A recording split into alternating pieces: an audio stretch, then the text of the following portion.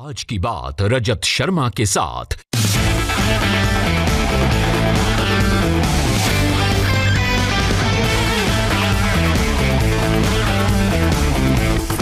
नमस्कार, आज की बात में आपका स्वागत है। आज प्रधानमंत्री नरेंद्र मोदी ने एक बड़ा काम किया। उन्होंने किसानों से सीधे सीधे बात की, बिना लाग लपेट के बेबाकी से बात की। देश की जनता द्वारा चुने गए देश के सबसे बड़े नेता ने दिल्ली के सरहद पर बैठे किसानों से हाथ जोड़कर कहा, जिद छोड़िए, संवाद कीजिए, सवाल पूछिए, जवाब लीजिए। मोदी ने किसान भाइयों को एमएसपी के बारे में समझाया, मंडी को लेकर, एपीएमसी को लेकर जो शंकाएं हैं उसके बारे में बताया, कॉन्ट्रैक्ट फार्मिंग को लेकर जो सवाल उठाए गए हैं उनका जवाब दिया। प्रधानमंत्री ने अपनी सरकार का ट्रैक रिकॉर्ड किसानों के सामने रख दिया और दूसरी सरकारों ने किसानों के इश्यूज को कैसे लटकाया यह भी किसानों के सामने रखा। और फिर विरोधी दलों से भी प्रधानमंत्री मोदी ने हाथ जोड़कर कहा, झूठ मत फैलाइए, किसानों को वोट का मोहरा मत बनाइए। मैं आज आपको डिटेल में बताऊंगा कि नरेंद्र मोदी ने क्या कहा, क्यों कहा और मोदी की बातों का किसानों पर क्या असर हुआ। सबसे पहले यह सुनना जरूरी है कि प्रधानमंत्री ने विरोधी दलों को कैसे करारा जवाब दिया। मोदी ने आज किसानों को बताया कि ये वही लोग हैं जो कुछ साल पहले इसी तरह का कानून लागू करना चाहते थे। अब वही लोग किसानों के लिए बने कानूनों का विरोध करने में लगे हैं, अफवाहें फैला रहे हैं, झूठ बोल रहे हैं। इसलिए मोदी ने विरोधी दलों से कहा, कृपा करके किसानों को भड़काना, डराना और बहकाना बंद करें। सचमुच में तो देश के किसानों को उन लोगों से जवाब मांगना चाहिए जो पहले अपने घोषणा पत्र में इन सुधार करने की बात लिखते थे, वकालत करते थे और बड़ी बड़ी बातें करके किसानों के वोट बटोरते रहे, लेकिन अपने घोषणा पत्र में लिखे गए वादों को भी पूरा नहीं किया। सिर्फ इन मांगों को टालते रहे क्योंकि किसानों की प्राथमिकता नहीं था और देश का किसान इंतजार ही करता रहा। अगर आज देश के सभी राजनीतिक दलों के पुराने घोषणा पत्र देखे जाएं तो उनके पुराने बयान सुने जाएं, पहले जो देश की कृषि व्यवस्था संभाल रहे थे ऐसे महानुभावों की चिट्ठियां देखी जाए तो आज जो कृषि सुधार हुए हैं वो उनसे अलग नहीं है। वो जिन चीजों का वादा करते थे वही बातें इन कृषि सुधारों में की गई हैं। मुझे लगता है उनको पीड़ा इस बात से नहीं है कि कृषि कानूनों में सुधार क्यों हुआ, उनको तकलीफ इस बात में है कि जो काम हम कहते थे लेकिन कर नहीं पाते थे वो मोदी ने कैसे किया, मोदी ने क्यों किया, मोदी को इसका क्रेडिट कैसे मिल जाए। मैं सभी राजनीतिक दलों को हाथ जोड़ के कहना चाहता हूं, आप सारा क्रेडिट अपने पास रख लीजिए। आपके सारे पुराने घोषणा पत्रों को ही मैं क्रेडिट देता हूं, मुझे क्रेडिट नहीं चाहिए। मुझे किसान के जीवन में आसानी चाहिए, समृद्धि चाहिए, किसानी में आधुनिकता चाहिए। आप कृपा करके देश के किसानों को बरगलाना छोड़ दीजिए। नरेंद्र मोदी ने बिना नाम लिए राहुल गांधी को, शरद पवार को, ऐसे सारे नेताओं को जवाब दिया जो पिछली सरकारों में इन्वॉल्व थे। असल में इल्जाम तो यह भी लगाया जा रहा है कि मोदी सरकार बिना किसी कंसल्टेशन के, बिना किसी विचार विमर्श के जल्दीबाजी में यह कानून ले आई। अब मैंने इसकी तहकीकात की तो पता चला कि देश में कृषि सुधार कानूनों पर पिछले 20 साल से विचार चल रहा है। मुझे याद है जब अटल जी की सरकार, उसकी रिपोर्ट सन 2001 में आई थी। इस ग्रुप ने कृषि क्षेत्र को कानूनी उलझनों से मुक्त करने की सलाह दी थी। इसके बाद 2002 में तो कई मंत्रालयों की एक टास्क फोर्स बनी और 2003 में कृषि सुधार कानून का ड्राफ्ट भी राज्य सरकारों को भेजा गया। इसमें भी मोटे तौर पर कृषि क्षेत्र को प्राइवेट सेक्टर के लिए खोलने की बात थी। जब 2004 में डॉक्टर मनमोहन सिंह की सरकार बनी तो 2003 के इसी ड्राफ्ट को आगे बढ़ाया गया। शरद पवार कृषि मंत्री बने तब 2007 में मंडियों के एकाधिकार को खत्म करने की शुरुआत की गई। मॉडल एपीएमसी रूल्स पब्लिश हुए। इसके बाद 2010 में शरद पवार ने बाकायदा राज्यों के मुख्यमंत्रियों को चिट्ठी लिखकर कृषि कानूनों में बदलाव और एग्रीकल्चर सेक्टर में प्राइवेट प्लेयर्स की भागीदारी की बात कही थी। अब कोई कैसे कह सकता है कि कानून जल्दीबाजी में बनाया गया? किसी को पता ही नहीं था, सबको पता था। इसीलिए प्रधानमंत्री ने आज किसानों को ऐसे नेताओं से, ऐसी पार्टियों से सावधान रहने को कहा। मोदी ने कहा कि सरकार किसानों की बात सुनेगी, हर बात सुनेगी, लेकिन अब सियासी शोर मचाने वालों की कोई बात न सरकार सुनेगी और न किसानों को सुननी चाहिए। मैं आज देशवासियों के सामने, देश के किसानों के सामने, इन लोगों का कच्चा चिट्ठा भी देश के लोगों के सामने, मेरे किसान भाइयों बहनों के सामने आज मैं खुला करना चाहता हूं। ये कानून लागू हुए 6-7 महीने से ज्यादा समय हो चुका है, लेकिन अब अचानक भ्रम और झूठ का जाल बिछाकर अपनी राजनीतिक जमीन जोतने के खेल खेले जा रहे हैं। किसानों के कंधे पर बंदूक रखकर वार किए जा रहे हैं। आपने देखा होगा, सरकार बार बार पूछ रही है, मीटिंग में भी पूछ रही हैं, पब्लिकली पूछ रही हैं। हमारे कृषि मंत्री टीवी इंटरव्यू में कह रहे हैं, मैं खुद बोल रहा हूं कि भाई आपको कानून में किस क्लॉज में क्या दिक्कत है बताइए। जो भी दिक्कत है वो आप बताइए। तो इन राजनीतिक दलों के पास कोई ठोस जवाब नहीं होता और यही इन दलों की सच्चाई है। साथियों, जिनकी खुद की राजनीतिक जमीन खिस गई है, वो किसानों की जमीन चली जाएगी, किसानों की जमीन चली जाएगा का डर दिखाकर अपनी राजनीतिक जमीन खोज रहे हैं। आज प्रधानमंत्री मोदी ने एक और बड़ी बात बताई। विरोधी दल कह रहे हैं और किसान संगठनों के नेता भी कह रहे हैं कि सरकार स्वामीनाथन आयोग की रिपोर्ट को लागू करे। तो आज नरेंद्र मोदी ने बताया कि उनकी सरकार ही तो स्वामीनाथन रिपोर्ट को लागू कर रही है, वरना पिछली सरकारें सिर्फ स्वामीनाथन कमीशन की बातें करती थी और उनकी रिपोर्ट को कचरे के डब्बे में डाल दिया था। मोदी ने कहा कि लागत मूल्य का 1.5 गुना एमएसपी और 2022 तक किसानों की आय को दुगना करने का लक्ष्य स्वामीनाथन आयोग की रिपोर्ट का ही हिस्सा है। साथियों, किसानों की बातें करने वाले लोग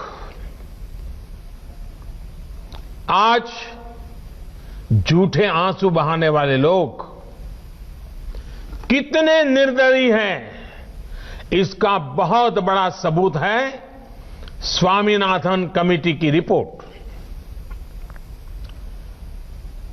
स्वामीनाथन कमीशन की रिपोर्ट आई, लेकिन ये लोग स्वामीनाथन कमेटी की सिफारिशों को 8 साल तक दबाकर बैठे रहे। किसान आंदोलन करते थे, प्रदर्शन करते थे, लेकिन इन लोगों के पेट का पानी नहीं लिहला। इन लोगों ने यह सुनिश्चित किया कि इनकी सरकार को किसान पर ज्यादा खर्च न करना पड़े, इसलिए इस रिपोर्ट को दबा दो।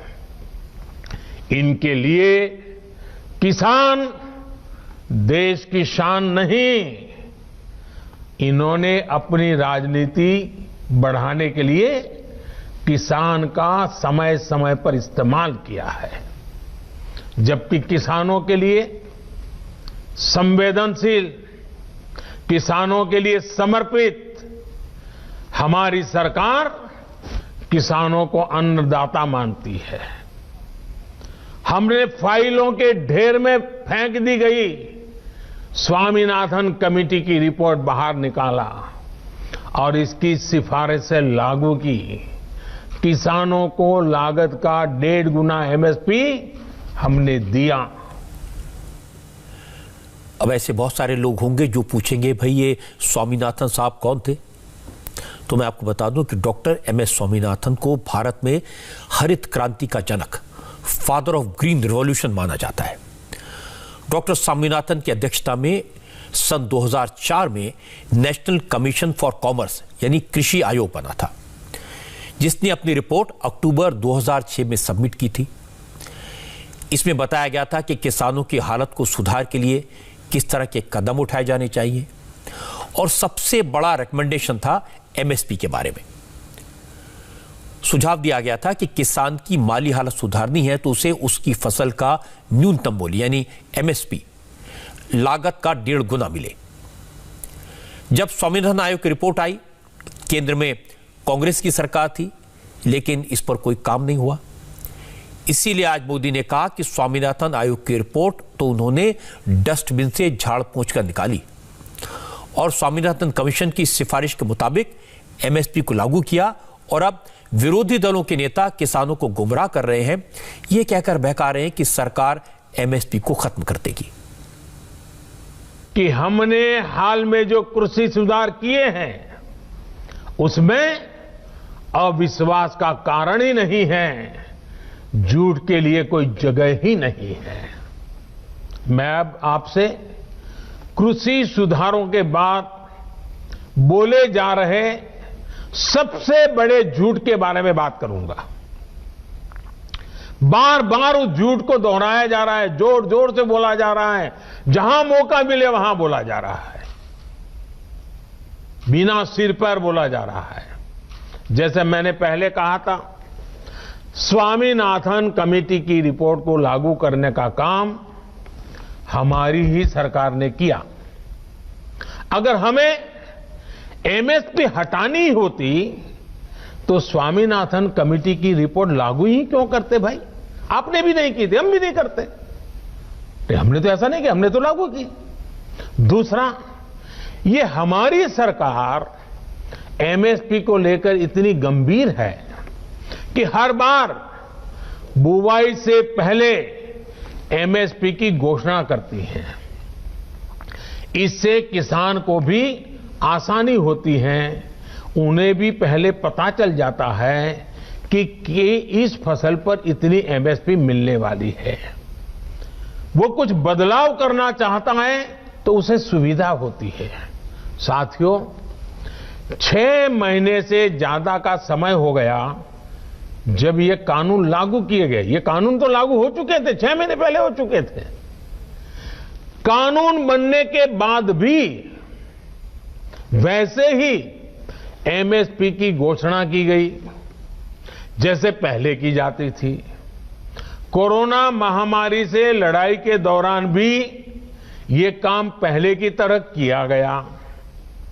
एमएसपी पर खरीदी भी उन्हीं मंडियों में हुई जिनमें कानून बनने से पहले होती थी, कानून बनने के बाद भी वही हुई। अगर कानून लागू होने के बाद भी एमएसपी की घोषणा हुई, एमएसपी पर सरकारी खरीदी हुई, उन्हीं मंडियों में हुई, तो क्या कोई समझदार इस बात को स्वीकार करेगा कि एमएसपी बंद हो जाएगी? और इसलिए मैं कहता हूं, इससे बड़ा कोई झूठ नहीं हो सकता, इससे बड़ा कोई षड्यंत्र नहीं हो सकता। और इसलिए मैं देश के प्रत्येक किसान को ये विश्वास दिलाता हूं कि पहले जैसे एमएसपी दी जाती थी, वैसे ही दी जाती रहेगी। एमएसपी न बंद होगी न समाप्त होगी। अब इससे ज्यादा सफाई से कौन समझा सकता है? ये बात किसान जानते हैं कि नरेंद्र मोदी की सरकार ने एमएसपी में जबरदस्त इजाफा किया है, लेकिन उनके मन में शक पैदा कर दिया गया है कि एमएसपी हटा दी जाएगी। और आपने देखा कि नरेंद्र मोदी ने भरोसा दिलाया, अफवाहों पर ध्यान मत दीजिए, एमएसपी लागू रहेगी, इसकी गारंटी है, वो बार बार कह रहे हैं। गौर करने वाली बात यह कि मोदी सरकार ने सिर्फ एमएसपी का ऐलान नहीं किया, एमएसपी पर किसानों की फसलें भी पिछली सरकारों की तुलना में कई गुना ज्यादा खरीदी गई। एक उदाहरण मैं आपको देता हूं। मनमोहन सिंह की सरकार के वक्त 2009 से 2014 के बीच सरकार ने 645 करोड़ रुपए की दाल एमएसपी पर खरीदी। अब नरेंद्र मोदी का पहले 5 साल देखिए, 2014 से 2019 के बीच में सरकार ने 49,000 करोड़ रुपए की दालें एमएसपी पर खरीदी। तो दालों की खरीद 75 गुना, 75 गुना बढ़ गई, 75 टाइम्स। लेकिन इसके बाद भी विरोधी दलों के नेता कह रहे हैं कि सरकार एमएसपी का ऐलान तो करेगी, लेकिन किसानों की फसल एमएसपी पर खरीदेगा कौन? क्योंकि प्राइवेट प्लेयर आ जाएंगे, निजी मंडियां खुल जाएंगी, तो सरकारी मंडियां बंद हो जाएंगी और व्यापारी मनमाने रेट पर किसानों की फसल खरीदेंगे। आज नरेंद्र मोदी ने इसका भी जवाब दिया, इसे भी एक्सप्लेन किया। मोदी ने बड़े सरल शब्दों में बताया कि मंडियां खत्म नहीं होंगी, मंडियों को और ज्यादा ताकतवर बनाया जाएगा। किसानों को सिर्फ मंडियों से बांधकर बीते दशकों में जो पाप किया गया है, ये कृषि सुधार कानून उसका प्रायश्चित कर रहे हैं। और मैं फिर दोहराता हूं, नए कानून के बाद 6 महीने हो गए, कानून लागू हो गया, हिंदुस्तान के किसी कोने में कहीं पर भी एक भी मंडी बंद नहीं हुई है। फिर क्यों झूठ फैलाया जा रहा है? सच्चाई तो यह है कि हमारी सरकार एपीएमसी को आधुनिक बनाने पर, उनके कंप्यूटरीकरण पर 500 करोड़ रुपए से ज्यादा खर्च कर रही है। फिर ये एपीएमसी बंद किए जाने की बात कहां से आई? बिना सैर पैर बस झूठ फैलाओ, बार बार बोलो। अब ये बात सही है कि एपीएमसी का मॉडर्नाइजेशन तो होना है, जरूरी है। स्वामीनाथन कमीशन ने भी अपनी सिफारिश में ये बात कही थी। मोदी ने एपीएमसी मार्केट्स को इंटरनेट से जोड़ा। इससे किसानों को यह पता चलता है कि देश में कहां किस फसल की क्या कीमत है, खरीदार कहां है, और वो ऑनलाइन कांटेक्ट कर सकता है, फसल बेच सकता है। इसके साथ साथ एपीएमसी के विकास के लिए मोदी की सरकार ने 500 करोड़ रुपए का बजट रखा। अब सोचने वाली बात यह है कि जब सरकार एपीएमसी का मॉडर्नाइजेशन कर रही है, तो इसके पीछे सरकार की मंशा मंडियों को बंद करने की तो नहीं हो सकती। किसानों को सबसे ज्यादा यह कहकर डराया जा रहा है कि अगर प्राइवेट प्लेयर खेती किसानी में आ गए, कॉन्ट्रैक्ट फार्मिंग शुरू हुई, तो कंपनियां किसानों की जमीनों पर कब्जा कर लेंगी। आज प्रधानमंत्री मोदी ने साफ साफ कहा, नए कानूनों का किसानों की जमीन से, जमीन की मिल्कियत से कोई लेना देना नहीं है। न जमीन गिरवी रखी जा सकती है, न जमीन का कोई सौदा हो सकता है, न कॉन्ट्रैक्ट करने वाली कंपनी जमीन पर कोई लोन ले सकती है। और सबसे बड़ी बात यह कि कंपनी अगर कॉन्ट्रैक्ट तोड़ती है तो उस पर जुर्माना लगेगा। लेकिन अगर किसान को कभी लगता है कि उसे कॉन्ट्रैक्ट में घाटा हो रहा है, तो वो कॉन्ट्रैक्ट तोड़ सकता है, समझौता खत्म कर सकता है, उस पर कोई जुर्माना नहीं लगेगा। नए कृषि सुधारों को लेकर तीसरा बहुत बड़ा झूठ चल रहा है, फार्मिंग एग्रीमेंट को लेकर। देश में फार्मिंग एग्रीमेंट का कोई नई चीज नहीं है। क्या कोई नया कानून बनाकर हम अचानक फार्मिंग एग्रीमेंट को लागू कर रहे हैं? जी नहीं। हमारे देश में बरसों से फार्मिंग एग्रीमेंट की व्यवस्था चल रही है। एक दो नहीं, बल्कि अनेक राज्यों में पहले से फार्मिंग एग्रीमेंट होते रहे हैं। अभी किसी ने मुझे एक अखबार की रिपोर्ट भेजी 8 मार्च 2019 की। उसमें पंजाब की कांग्रेस सरकार किसानों और एक मल्टीनेशनल कंपनी के बीच 800 करोड़ रुपए के फार्मिंग एग्रीमेंट का जश्न मना रही है, इसका स्वागत कर रही है। पंजाब के मेरे किसान भाई बहनों की खेती में ज्यादा से ज्यादा निवेश हो, ये हमारी सरकार के लिए भी खुशी की बात है। हमने तय किया है कि फार्मिंग एग्रीमेंट में सबसे बड़ा हित अगर देखा जाएगा तो वो किसान का देखा जाएगा। हमने कानूनन तय किया है कि किसान से एग्रीमेंट करने वाला अपनी जिम्मेदारी से भाग नहीं पाएगा। साथियों, फार्मिंग एग्रीमेंट में सिर्फ फसलों या उपज का समझौता होता है। जमीन किसान के ही पास रहती है। एग्रीमेंट और जमीन का कोई लेना देना नहीं है। प्राकृतिक आपदा आ जाए तो भी एग्रीमेंट के अनुसार किसान को पूरे पैसे मिलते हैं। नए कानूनों के अनुसार अगर अचानक, यानी जो एग्रीमेंट तय हुआ है लेकिन जो स्पॉन्सरर है, जो भागीदार है, जो पूंजी लगा रहा है और अचानक मुनाफा बढ़ गया, और किसान के कॉन्ट्रैक्ट में तो कम पैसा है लेकिन मुनाफा बढ़ गया, तो इस कानून में ऐसा प्रावधान है कि जो बढ़ा हुआ मुनाफा है किसान को उसमें से भी कुछ हिस्सा देना पड़ेगा। साथियों, एग्रीमेंट करना है या नहीं करना है ये कोई कंपलसरी नहीं है, ये किसान की मर्जी पर है। भाई, किसान चाहेगा तो करेगा, नहीं चाहेगा तो नहीं करेगा। लेकिन कोई किसान के साथ बेईमानी न कर दे, किसान के भोलेपन का फायदा उठा न ले, इसके लिए कानून की व्यवस्था की गई है। नए कानून में जो सख्ती दिखाई गई है वो स्पॉन्सर करने वाले के लिए है, किसान के लिए नहीं है। स्पॉन्सर करने वाले को एग्रीमेंट खत्म करने का अधिकार नहीं है। अगर वो एग्रीमेंट खत्म करेगा तो उसे भारी जुर्माना किसान को देना होगा। लेकिन अब वही एग्रीमेंट किसान समाप्त करना चाहे तो किसी भी समय बिना जुर्माने के वो किसान अपना फैसला ले सकता है। मोदी ने कॉन्ट्रैक्ट फार्मिंग को लेकर पंजाब के जिस प्रोजेक्ट का जिक्र किया वो ज्यादा पुरानी बात नहीं है। पिछले साल मार्च में वरुण ब्रूवरीज नाम की कंपनी ने पठानकोट में 800 करोड़ रुपए की लागत से एक प्लांट लगाया। यह कंपनी पेप्सिको की पार्टनर है। इस प्लांट में juice, dairy product, carbonated breweries और मिनरल वाटर का प्रोडक्शन होता है। खुद chief minister captain Amarinder Singh ने इस प्रोजेक्ट का उद्घाटन किया था और कहा था इससे हजारों लोगों को रोजगार मिलेगा। पेप्सिको कंपनी की वजह से पंजाब का विकास होगा। इस वक्त आप उस प्रोजेक्ट की जो तस्वीरें देख रहे हैं, ये उद्घाटन समारोह की तस्वीरें हैं। इस प्राइवेट प्रोजेक्ट के लिए जमीन भी Punjab small industries and export corporation ने दी थी।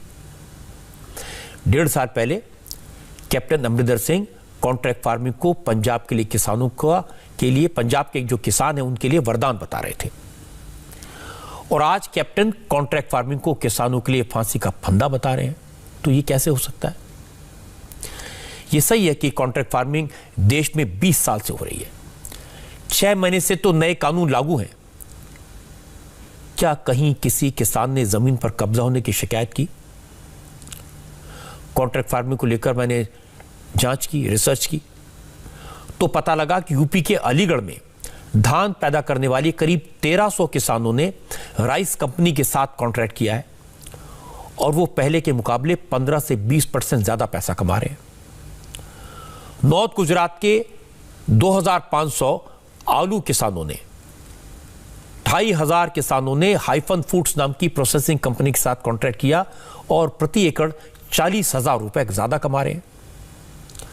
पंजाब और हरियाणा और वेस्टर्न यूपी के 1,000 से ज्यादा आलू किसानों ने टेक्निको एग्री साइंस लिमिटेड नाम की कंपनी से कॉन्ट्रैक्ट किया है और उन्हें पहले के मुकाबले अपनी फसल का 35% ज्यादा दाम मिल रहा है। लेकिन किसानों को यह कहकर डराया जा रहा है कि अगर व्यापारी ने पैसा देने से इनकार कर दिया तब क्या होगा। यह सवाल मैंने मध्य प्रदेश के मुख्यमंत्री शिवराज सिंह चौहान से पूछा। उन्होंने कई उदाहरण देकर समझाया, कहा ऐसा हो सकता है, कुछ मामलों में ऐसा हुआ है, लेकिन कानून में इसका समाधान भी है। मध्य प्रदेश के पिपरिया में एक कंपनी ने किसान से 3,000 रुपए प्रति क्विंटल धान खरीदने की डील की, लेकिन डील के बाद धान नहीं खरीदा। चूंकि नया कानून लागू है, इसलिए किसान एसडीएम के पास गया, शिकायत की और कंपनी को 3,000 रुपए प्रति क्विंटल के हिसाब से भुगतान करना पड़ा। इसी तरह जबलपुर में एक व्यापारी ने बिना कॉन्ट्रैक्ट के अनाज खरीदा तो उसे 25,000 रुपए का जुर्माना भरना पड़ा। मुझे लगता है जब इन सारे सवालों के जवाब हैं, किसानों को बताया जा रहा है कि वो चाहे जितने सवाल पूछें उन्हें जवाब मिलेगा, इसके बाद सरकार की नीयत पर शक करना तो ठीक नहीं है। और आज तो मोदी ने कहा वो झूठे ढोल नहीं पीटते, जो करते हैं उस पर देश भरोसा करता है। देश हमारी नीयत में गंगा जल और मां नर्मदा के जल जैसी पवित्रता भी देख रहा है। इन लोगों ने 10 साल में एक बार कर्ज माफी करके लगभग 50,000 करोड़ रुपए देने की बात कही। 10 साल में एक बार 50,000 करोड़। हमारी सरकार ने जो पीएम किसान सम्मान योजना शुरू की है, उसमें हर साल किसानों को लगभग 75,000 करोड़ रुपए मिलेंगे। यानी 10 साल में लगभग 7.5 लाख करोड़ रुपया किसानों के बैंक खातों में सीधे ट्रांसफर। कोई लीकेज नहीं, किसी को कोई कमीशन नहीं, कट कल्चर का नामो निशान नहीं। मोदी ने अपनी बात कही, सबकी बात सुनने का भरोसा दिया, विरोधियों के दावों की हकीकत बताई। जो लोग किसानों को भड़का रहे हैं उनका रिकॉर्ड भी साफ साफ दिखा दिया और इसके बाद हाथ जोड़कर धरने पर बैठे किसान भाइयों से कहा, अब भी कोई कंफ्यूजन हो तो सरकार के दरवाजे 24 घंटे खुले हैं। अगर अब भी कुछ शंकाएं हो, सवाल हो तो सरकार सिर झुकाकर, हाथ जोड़कर सारे जवाब देने को तैयार है। किसान भाई आए, बात करें और भरोसा रखें कि सरकार सिर्फ और सिर्फ किसानों की भलाई चाहती है। जिन किसानों में अभी थोड़ी सी भी आशंका बची है, उनसे मैं फिर से कहूंगा कि आप एक बार फिर सोचिए। जो हुआ ही नहीं है, जो होने वाला ही नहीं है, उसका भ्रम और डर फैलाने वाली जमात से आप सतर्क रहिए। ऐसे लोगों को मेरे किसान भाइयों बहनों पहचानिए। इन लोगों ने हमेशा किसानों से धोखा दिया है, उनको धोखा दिया है, उनका इस्तेमाल किया है और आज भी यही कर रहे हैं। मेरी इस बातों को, इसके बाद भी, सरकार के इन प्रयासों के बाद भी अगर किसी को कोई आशंका है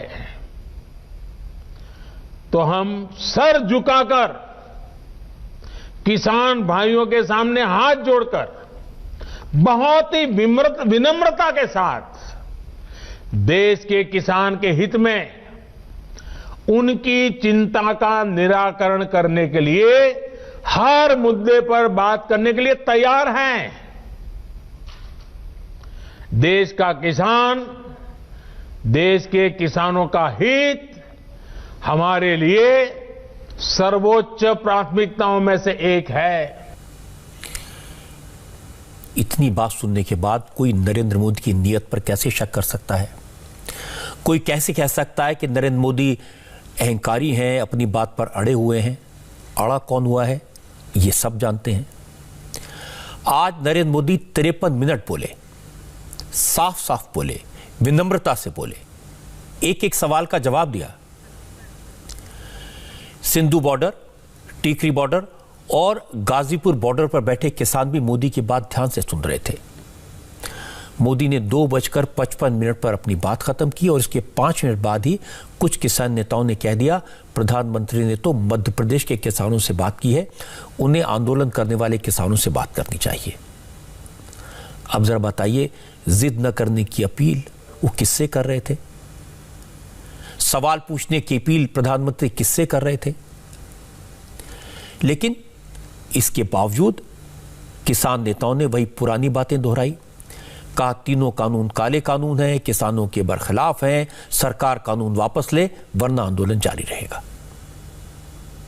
मध्य प्रदेश के किसानों से कोई बात हो सकती है कि जो इतने बुरुओं पर बैठे हैं दिल्ली की, इनसे संवाद क्यों नहीं हो सकता? इनका संवाद करना चाहिए, संवाद करके इसका हल करना चाहिए। जो कोई डेमोक्रेसी है, ये सारे देश के जो जन अंदोलन है, सारे देश के लोगों की आवाज है भी ये खेती के काले कानून है, ये खेती माड़े हैं किसानों वास्ते, ये किसानों के लिए चंगे नहीं है, तो उनका फिर हल करना चाहिए। इस तो साफ जा रहा है केंद्र सरकार की मंशा की है और तानाशाह वर्गू रवैया वो केंद्र सरकार जी वो अख्तियार कर रही है। 25 और 26 को बहुत बड़े हजारों ट्रैक्टर ट्रालियों के बड़े जत्थे दिल्ली की ओर कूच करेंगे और गिनती को और बढ़ाया जाएगा। और ये लोगों से ये बात कही जा रही है, लोगों के मन में हम ये बात मानसिक तौर पर बढ़ा देना चाहते हैं भी आंदोलन लंबा चलेगा, लंबा खिंचेगा, तो उसके लिए मानसिक तौर पर तैयार रहना चाहिए। मोदी जी कच्छ पे जाके 10 फार्मरों से बात कर सकते हैं, 10 किसान से बात कर सकते हैं। यहाँ चारों तरफ किसानों का मंच लगा हुआ है, दिल्ली से 15 किलोमीटर पे। उनके मंच पे आए कोई किसान नेता मना कर रहा है मत आइए, मत रखिए। आप लाखों किसान बैठे हुए, एक बार में समझा दें आके।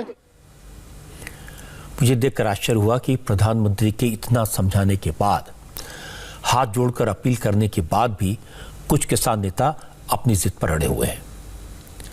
मोदी ने आज सिर्फ मध्य प्रदेश के किसानों से बात नहीं की, उन्होंने तो देश के हर किसान से बात की और खास तौर पर उन किसान भाइयों से बात की जो धरने पर बैठे हुए हैं। जो कुछ मोदी ने कहा, मैंने उसका एक एक रिकॉर्ड चेक किया। स्वामीनाथन आयोग ने जो कुछ किसानों के लिए रिकमेंड किया था वो पिछली सरकारों ने लागू नहीं किया, लेकिन मोदी ने क्या किया ये मैं आपको बता देता हूं। स्वामीनाथन आयोग के रिकमेंडेशन के मुताबिक किसान क्रेडिट कार्ड दिया, किसानों को मिलने वाला लोन सस्ता कर दिया, खरीद सीधे खेत से हो यह संभव करके दिखाया, मंडियों को मॉडर्नाइज कर दिया। स्वामीनाथन आयोग के कहने के मुताबिक इंफ्रास्ट्रक्चर के डेवलपमेंट में प्राइवेट प्लेयर्स को भागीदार बनाया, किसान को फसल बीमा दिया, अगर दुर्घटना हो तो तुरंत सहायता का रास्ता निकाल दिया। ये सारी की सारी बातें स्वामीनाथन कमीशन की रिपोर्ट में थी। इन सारी की सारी बातों को नरेंद्र मोदी ने लागू किया और मैं बड़े साफ साफ लफ्जों में कह सकता हूं कि यह किसानों की भलाई के लिए किया गया। मैं एक बात और कहना चाहता हूं, विरोधी दलों के नेता हो या फिर किसान संगठनों के नेता, सब ये तो मानते हैं कि डॉक्टर स्वामीनाथन किसानों की भलाई चाहते थे।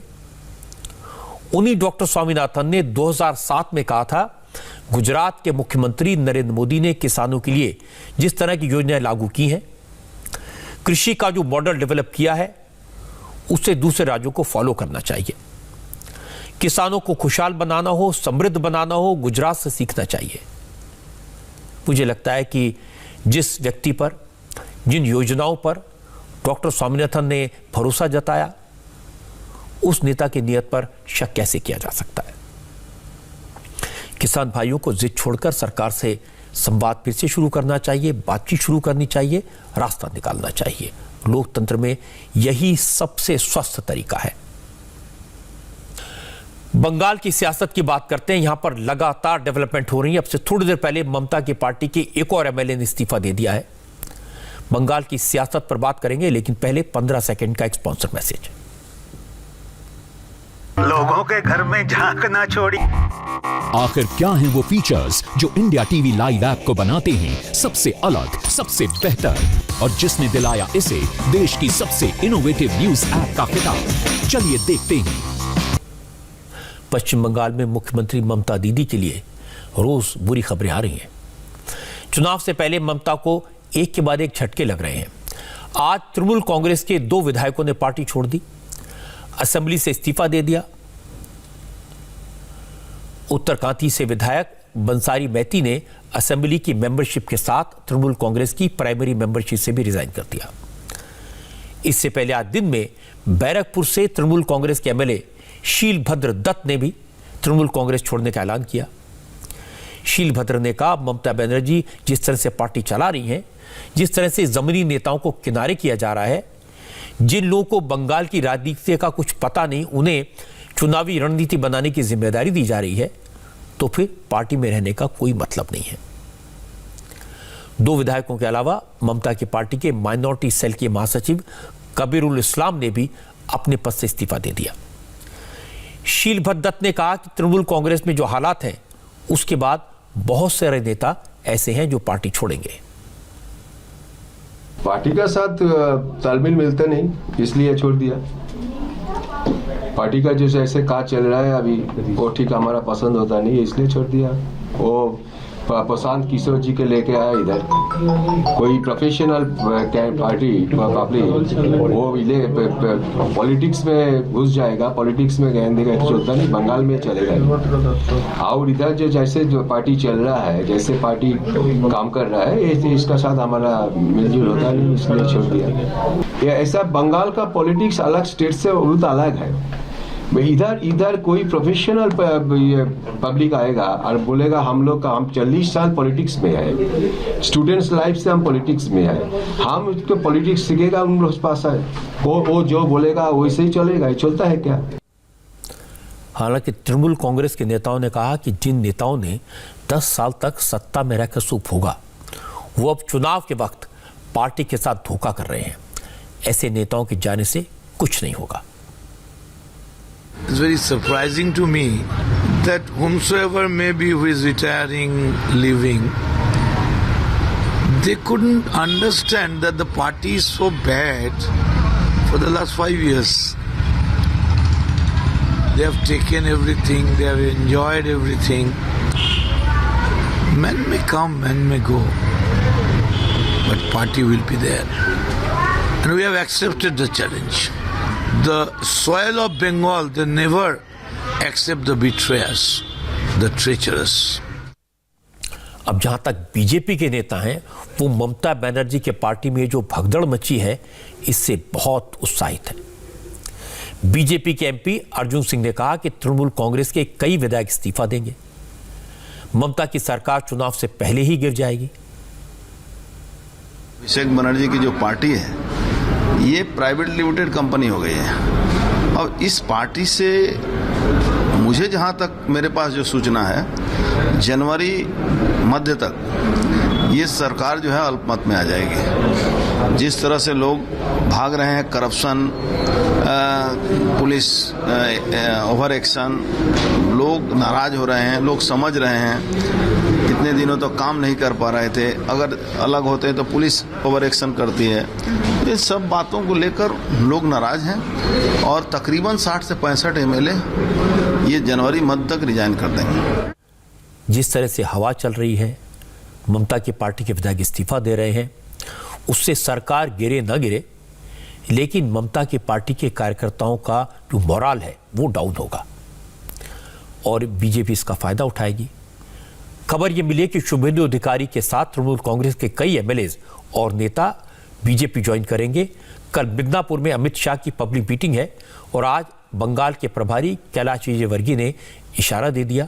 उन्होंने कहा शुभेंदु अधिकारी ने अमित शाह की रैली में आने की इच्छा जाहिर की है, अगर वो कल आते हैं तो पार्टी उनका स्वागत करेगी। मेरे पास सूचना आई है कि कल वो आना चाहते हैं और हमने उन्हें कहा है कि आप आइए। और अच्छे नेता हैं, जमीन से जुड़े हुए नेता है और अच्छी उनकी पृष्ठभूमि है। वो अगर भारतीय जनता पार्टी में आएंगे तो पार्टी और मजबूत होगी और उनको भी हम जिस सम्मान के वो अधिकारी वो सम्मान हम देंगे। तृणमूल कांग्रेस के जिन नेताओं ने पार्टी छोड़ी है, उनको इस बात का डर है कि उन पर हमले किए जा सकते हैं, उनके खिलाफ मुकदमे बनाए जा सकते हैं। कल तृणमूल कांग्रेस से इस्तीफा देने वाले विधायक जितिन तिवारी के दफ्तर पर हमला भी हुआ था। शुभेंदु अधिकारी ने भी कहा था उन पर भी हमला हो सकता है। तो आज केंद्र ने शुभेंदु अधिकारी को Z कैटेगरी की सिक्योरिटी दे दी। अब उन्हें बुलेट प्रूफ गाड़ी दी जाएगी। पश्चिम बंगाल के बाहर उन्हें Y+ सिक्योरिटी कवर मिलेगा। ममता बनर्जी की पार्टी छोड़ने वाले नेताओं पर फर्जी मुकदमे लगाएगी तो इससे इसका खामियाजा उठाना पड़ेगा। इसका संकेत आज सुप्रीम कोर्ट के रुख से मिला। सुप्रीम कोर्ट ने कैलाश विजयवर्गीय और मुकुल रॉय समेत 6 बीजेपी नेताओं के खिलाफ पश्चिम बंगाल में दर्ज मुकदमों पर रोक लगा दी। सुप्रीम कोर्ट भी यह सुनकर हैरान हो गया कि तृणमूल कांग्रेस में रहते हुए सांसद अर्जुन सिंह के खिलाफ एक भी आपराधिक मुकदमा नहीं था, लेकिन ममता का साथ छोड़ने के 1.5 साल के भीतर ही उनके खिलाफ 64 मुकदमे हो गए। एक बात तय है कि लोकतंत्र में तानाशाही का रवैया तो नहीं चल सकता। झूठे मुकदमों में फंसाकर, हमले करवाकर कुछ वक्त तक लोगों को डराया जा सकता है, लेकिन ये ज्यादा दिन नहीं चलता। ममता बनर्जी की पार्टी के ज्यादातर लोग इस बात से नाराज हैं। एक तो जिन कार्यकर्ताओं ने पार्टी के लिए मेहनत की, जिस तरह ममता का साथ दिया, बरसों तक काम किया, और अब ममता ने अपने भतीजे को उत्तराधिकारी घोषित कर दिया, ये जमीन से जुड़े नेताओं को मंजूर नहीं है। इसका नतीजा यह है कि जब अमित शाह कल बंगाल में रैली करेंगे तो उनके मंच पर वो लोग होंगे जो कभी ममता बनर्जी की ताकत थे। चुनाव से पहले ये तस्वीर ममता के काडर पर बुरा असर डालेगी। अच्छी खबर आपको बता दूं, और ये इस वक्त की लेटेस्ट खबर भी है। भारत में जो बुलेट ट्रेन आएगी वो कैसी दिखेगी, इसकी पहली तस्वीर अब से कुछ ही देर पहले सामने आई है। कुछ मिनट पहले जापान की एम्बेसी ने बुलेट ट्रेन की एक फोटो शेयर की है। एम्बेसी ने बताया कि यह उस बुलेट ट्रेन की तस्वीर है, उस हाई स्पीड ट्रेन की फोटो है जिसे Mumbai Ahmedabad high speed rail project के लिए मॉडिफाई किया जाएगा। जापान की बुलेट ट्रेन E5 सीरीज की है। वैसे हाई स्पीड रेल प्रोजेक्ट तैयार होने के बाद मुंबई से अहमदाबाद के बीच की दूरी को महज 2 घंटे में पूरा किया जा सकेगा। बुलेट ट्रेन का यह पूरा प्रोजेक्ट 1 लाख करोड़ से ज्यादा का है। गुजरात में जमीन एक्वायर करने का काम तेजी से हो रहा है। अफसरों का कहना है कि महाराष्ट्र में लैंड एक्विजिशन अगले 4 महीनों में 80% तक पूरा हो जाएगा। तो आज ही पहली बुलेट ट्रेन की तस्वीरें आई। जापान तेजी से बुलेट ट्रेन के प्रोजेक्ट पर काम कर रहा है। जापान की आदत है, वो एक डेडलाइन तय करते हैं और उसको minute to minute, second to second पूरा करते हैं। और हमारे देश में आदत है, कोई भी प्रोजेक्ट हो उसमें पलीता लगाने की कोशिश की जाती है, उसे डिले कर दिया जाता है। यही काम हो रहा है बुलेट ट्रेन के साथ। कांजूर मार्ग पर मेट्रो कार शेड प्रोजेक्ट पर बॉम्बे हाईकोर्ट ने रोक लगा दी है। अब महाराष्ट्र की उद्धव सरकार इस प्रोजेक्ट को बांद्रा कुर्ला कॉम्प्लेक्स में शिफ्ट करने की तैयारी कर रही है, जबकि BKC की जमीन बुलेट ट्रेन के लिए रखी गई थी। अगर महाराष्ट्र सरकार metro car shed project BKC में शिफ्ट कर देती है तो बुलेट ट्रेन प्रोजेक्ट पर बड़ा अड़ंगा लग जाएगा, इसे डिले हो जाएगा। क्योंकि उद्धव ठाकरे की सरकार ने मेट्रो प्रोजेक्ट को आर्य फॉरेस्ट से कांजूर मार्ग में शिफ्ट कर दिया था। इसका केंद्र सरकार ने विरोध किया, कांजूर मार्ग की जमीन पर हक जताया। केंद्र सरकार की पिटीशन पर हाईकोर्ट ने महाराष्ट्र सरकार के फैसले पर स्टे लगा दिया। तो उद्धव ठाकरे ने इसे प्रतिष्ठा का प्रश्न बना लिया और अब बदला लिया जा रहा है। उद्धव ठाकरे की सरकार बुलेट ट्रेन प्रोजेक्ट में अड़ंगा लगा रही है। पालघर के लोगों ने वाड़वन बंदर और बुलेट ट्रेन को विरोध किया है, क्योंकि इससे पहले जो सूर्या प्रकल्प है, मुंबई बड़ोदरा हाईवे है, उसके लिए भी लोगों का विरोध था। और आज उनकी पहले जो ज़मीन है वो अधिग्रहित करने का काम किया था। अब फिर बुलेट ट्रेन के लिए भी ज़मीन देनी पड़ रही है, इसलिए बुलेट ट्रेन को भी वहाँ के लोगों ने मुख्यमंत्री महोदय जी के सामने विरोध जताया है। तो BKC की ज़मीन का भी देख रहे हैं। BKC के ज़मीन में जो कांजूर मेट्रो जो प्रकल्प होने जा रहा था उसे कोर्ट ने स्टे दिया है, इसलिए मेट्रो ये मुंबई के रहवासियों के लिए प्रवासियों के लिए बहुत ही महत्वपूर्ण प्रकल्प है। इसलिए बीकेसी में यह कारशेड हो सकता है क्या, ये एग्जामिन करने का काम वहाँ पर राज्य सरकार के माध्यम से होगा। देवेंद्र फडणवीस ने आज कहा कि उनकी समझ में नहीं आ रहा कि उद्धव ठाकरे को सलाह कौन दे रहा है। महाराष्ट्र सरकार विकास के कामों में रोड़े क्यों अटका रही है? उसको बीकेसी में करने की जो बात है वो बड़ी हास्यास्पद है, बचकानी बात है। इसका कारण ऐसा है कि बीकेसी की लैंड ये प्राइज लैंड है। बीकेसी में पिछली जो बिक्री हुई है लैंड की, वो 1 हेक्टेयर की बिक्री 1800 करोड़ में हुई है। तो अगर 25 हेक्टेयर लैंड वहाँ पर देनी है तो 25-30 हज़ार करोड़ से ज़्यादा महंगी लैंड वहाँ पर देनी पड़ेगी। अगर मेट्रो कारशेड हम ज़मीन के नीचे बनाने की बात करेंगे तो 500 करोड़ में बनने वाला मेट्रो कारशेड 5000 करोड़ से भी ज़्यादा पैसा उसको लगेगा। और इतना ही नहीं, उसकी एनुअल मेंटेनेंस कॉस्ट जो है वो 5 गुना ज़्यादा होगी। मुझे समझ में नहीं आ रहा है कि कौन इस प्रकार से बातें इस सरकार को बता रहा है। शायद कोई ना कोई इस सरकार को ऐसी सलाह दे रहा है कि ये सरकार और महाराष्ट्र दोनों को डुबोने का प्रयास हो रहा है। अब एक बात तो बिल्कुल साफ है, उद्धव ठाकरे ने मेट्रो शेड प्रोजेक्ट को सिर्फ इसलिए शिफ्ट किया था क्योंकि एक जमाने में आदित्य ठाकरे ने इसका विरोध किया था। अब वो बुलेट ट्रेन के प्रोजेक्ट पर ब्रेक इसलिए लगाना चाहते हैं क्योंकि ये नरेंद्र मोदी का ड्रीम प्रोजेक्ट है। मुझे लगता है सियासत अलग है, विकास के काम अलग हैं। जब विकास की बात हो, जनता की भलाई की बात हो, तो ये नहीं देखना चाहिए किसका ड्रीम है, कौन इसका विरोध कर रहा है, कौन सपोर्ट कर रहा है। हमारे देश में कोरोना वैक्सीन की पहली डोज जनवरी के पहले हफ्ते में मिलेगी। अमेरिका, ब्रिटेन और यूरोपीय यूनियन के देशों में कोरोना की वैक्सीन का इस्तेमाल तेजी से हो रहा है। आज अमेरिका के वाइस प्रेसिडेंट माइक पेंस और उनकी वाइफ कैरन को लाइव टीवी पर कोरोना वैक्सीन दी गई। माइक पेंस और उनकी वाइफ को वैक्सीन का पहला शॉट दिया गया है और दूसरा शॉट 3 हफ्ते बाद दिया जाएगा। अमेरिका में नए चुने गए प्रेसिडेंट जो बाइडेन अगले हफ्ते कोरोना की वैक्सीन लगवाएंगे। Joe Biden publicly live TV पर वैक्सीन लगवाएंगे। जो बाइडेन ने फैसला कोरोना वैक्सीन के प्रति अमेरिका के लोगों के मन में भरोसा बढ़ाने के लिए किया है। इससे पहले आपने याद होगा कि अमेरिका के 3 फॉर्मर प्रेसिडेंट्स कोरोना वैक्सीन लगवा चुके हैं। अमेरिकी दवा कंपनी फाइजर ने अपनी वैक्सीन के इमरजेंसी यूज के लिए भारत सरकार से भी अप्रूवल मांगा है। अपने देश में वैक्सीन को लेकर तेजी से काम चल रहा है, सफलतापूर्वक काम चल रहा है। भारत में 3 स्वदेशी वैक्सीन पर काम फाइनल राउंड में है। भारत बायोटेक की कोवैक्सीन, सीरम इंस्टीट्यूट की कोविशील्ड और जायडस कैडिला की जायकोव डी, इनके नतीजे अब तक बहुत अच्छे रहे हैं। भारत के सीरम इंस्टीट्यूट ने अपनी वैक्सीन के लिए इमरजेंसी अप्रूवल भी मांगा है। उम्मीद है कि सीरम इंस्टीट्यूट की वैक्सीन को जनवरी के पहले हफ्ते तक इमरजेंसी यूज के लिए अप्रूवल मिल जाएगा। और जहां तक चीन का सवाल है, तो चीन अपने देश में बनी वैक्सीन तो दूसरे देशों को एक्सपोर्ट कर रहा है, लेकिन अपने सिटीजन्स के लिए चीन ने फाइजर कंपनी की वैक्सीन की 10 करोड़ डोजेस का ऑर्डर दिया है। अब एक नजर उन खबरों पर जो कल सुर्खियां बनेगी।